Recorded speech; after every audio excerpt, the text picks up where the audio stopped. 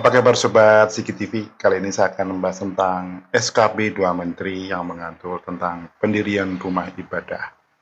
Ya, SKB ini diterbitkan pada tahun 2006, merupakan keputusan dari Kementerian Dalam Negeri dan Kementerian Agama. Dan ternyata di lapangan SKB ini tidak berjalan dengan mulus ya.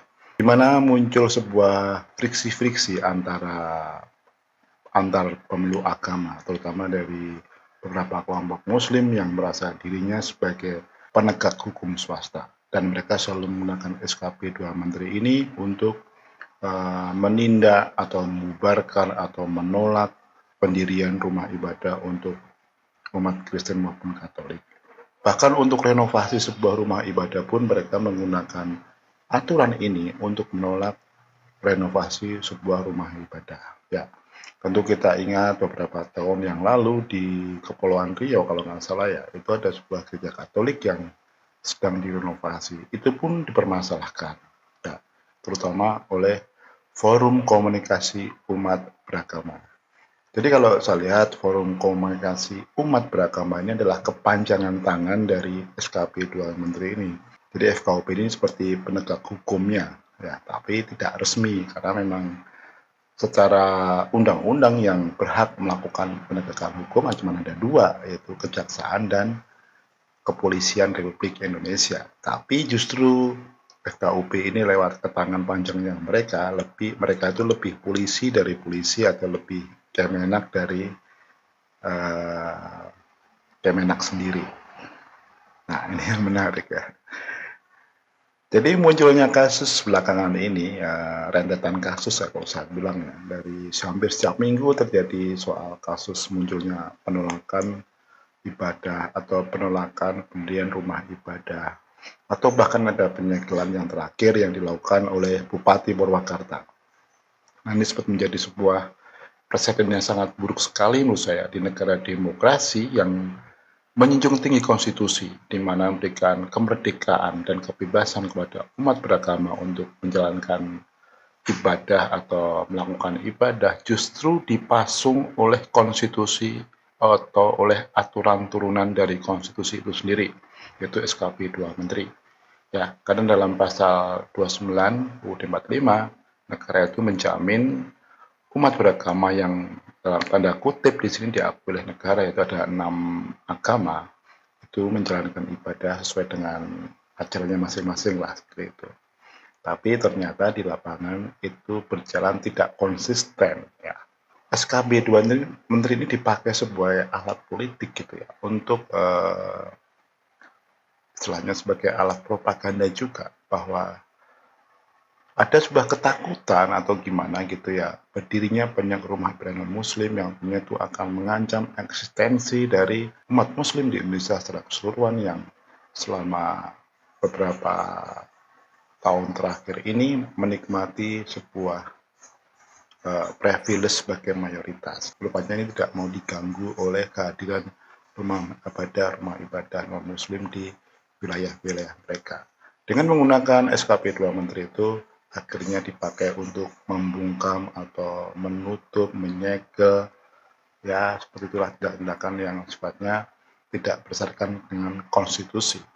Namun terjadi juga namanya santet ganda, di mana SKB itu hanya diberlakukan untuk rumah ibadah non-muslim, tapi tidak dipakai untuk melakukan penutupan kepada masjid yang memang kalau menurut data itu lebih banyak yang tidak punya izin. Di Papua itu, di Provinsi Papua, itu 85% masjid di sana tidak punya izin, tidak punya IMB. Tapi mereka bisa berdiri dan tidak pernah diganggu. Ya, padahal di sana kalau kita lihat populasi atau rasio jumlah penduduk yang muslim dan non-muslim, di sana muslim itu adalah minoritas, tapi justru mereka lebih mendapatkan kenyamanan dibanding non-muslim yang tinggal di kawasan yang mayoritas muslim.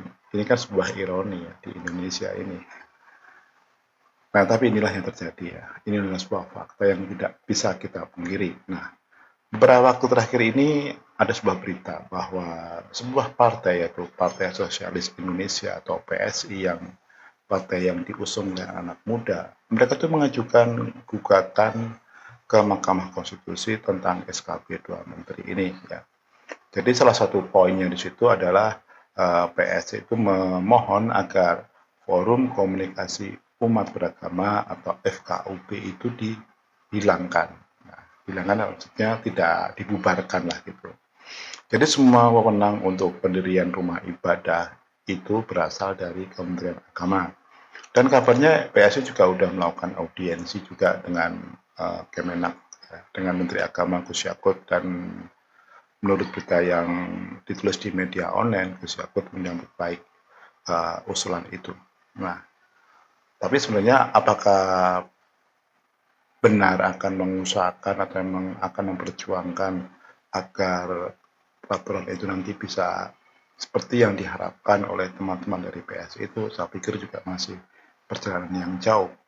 Karena kalau kita ingat pada bulan Januari lalu ketika Presiden menghimbau kepada kepala daerah agar memperhatikan hak konstitusi umat beragama Kristen, Katolik, Konghucu, Hindu, Buddha, itu pun tidak digubris oleh kepala daerah yang pada saat itu hadir. Ya, seperti Bupati Purwakarta kemarin menyegel gereja Kristen Protestan Simalungun di Purwakarta. Setelah Presiden menyatakan itu, sebulan berikutnya, itu bulan Januari, salah satu pejabat di Kemenak itu mengatakan bahwa pihak Kemenak sendiri sebenarnya belum akan mengubah aturan itu karena menurut mereka masih mendalami atau masih berusaha mengkaji bagaimana solusinya ya. Tapi kita juga bertanya, masa sampai sejauh ini dan kasus-kasus yang bermunculan dengan berkaitan dengan aturan ini, Kemenak tidak punya solusi yang lebih baik ya. Ya, padahal kan pada saat itu Menteri Agama Gus Yakut mengatakan bahwa dia akan berdiri di antara semua agama. Jadi bukan menterinya orang Islam aja, tapi menterinya semua agama. Nah, inilah yang ditunggu, janjilah ditunggu oleh umat beragama non-muslim di Indonesia. Karena justru yang paling merasakan dampak dari SKB 2 Menteri ini adalah umat beragama non-muslim, Kristen, Katolik, Hindu, Buddha. Ya secara formal mereka tidak akan bisa mendirikan rumah ibadah dimanapun gitu ya. Karena memang harus mendapatkan persetujuan dari masyarakat sekitar. Ya misalkan masyarakat sekitar itu adalah kawasan yang dihuni oleh mayoritas muslim, tentu akan sulit kalau mereka semua tidak menyepakati pendirian rumah ibadah untuk wihara ataupun untuk gereja ataupun untuk kelenteng ya. Kalau lingkungannya tidak disetujui. Ya lagi-lagi mereka juga menggunakan SKB 2 Menteri ini. Dan ini juga campur tangan secara tidak langsung FKUP dengan menggunakan ormas-ormas itu untuk menolak. Itu adalah suatu hal yang biasa. Seperti soal yang umum gitu. Tapi ada satu hal yang menarik lagi ya, dikemukakan oleh petinggi PSI ya. Dengan membubarkan FKUP ini akan menghilangkan pemerasan-pemerasan yang menggunakan FKUP atau akan menghilangkan pemerasan-pemerasan berkaitan dengan perizinan rumah ibadah untuk non-muslim. Nah, ya hal ini sempat disentil juga oleh penggiat media sosial dan keberagaman media Armando bahwa perizinan rumah ibadah untuk non-muslim itu syarat dengan namanya manipulasi atau pemerasan. Karena Ade Armando malah mengatakan bahwa untuk gereja kecil aja dikenai tarif sekitar 1 miliar ke atas, apalagi yang gereja besar itu bahkan bisa sampai puluhan miliar ya. Jadi menjadi semacam ladang korupsi atau ladang pemerasan yang dilakukan oleh oknum-oknum yang mungkin juga yang berafiliasi dengan FKUP setempat ya. Itu bukan rahasia umum ya. Ya hitungannya ginilah, mereka tidak perlu berkorban apapun, modal apapun dengan menggunakan atau menjual kebijakan, mereka bisa mendapatkan uang dengan mudah. Ya, ini kan memang hanya pola-pola atau modus korupsi yang di Indonesia seringkali terjadi kan, modusnya seperti ini, dengan hanya menggunakan privilege mereka bisa mengeruk banyak keuntungan dengan menggunakan kebijakan atau mengatur kebijakan. Nah, yang menarik di sini adalah tanggapan dari MUI ya. Ternyata MUI tidak setuju bahwa FKUP itu dibubarkan. Karena menurut Ketua MUI dia mengatakan kalau FK dibubarkan itu kan tadi namanya misalnya kebijakan yang top down dari atas ke bawah. Nah, itu bisa menimbulkan atau merusak kerukunan hubungan antar umat beragama di wilayah atau di daerah. Ini menurut saya agak logikanya sedikit agak sulit yang saya terima ya. Justru sekarang ini adanya FKUP justru bukannya membangun kerukunan, tapi justru banyak merobek kerukunan hubungan antara umat beragama. Meskipun kalau kita perhatikan keanggotaan FKUP itu kan memang dari 6 agama yang diakui oleh negara. Tapi kan faktanya kursi sebagai anggota FKUP ini adalah sesuatu yang sifatnya bisa menjadi sesuatu yang sifatnya memberikan keuntungan ya.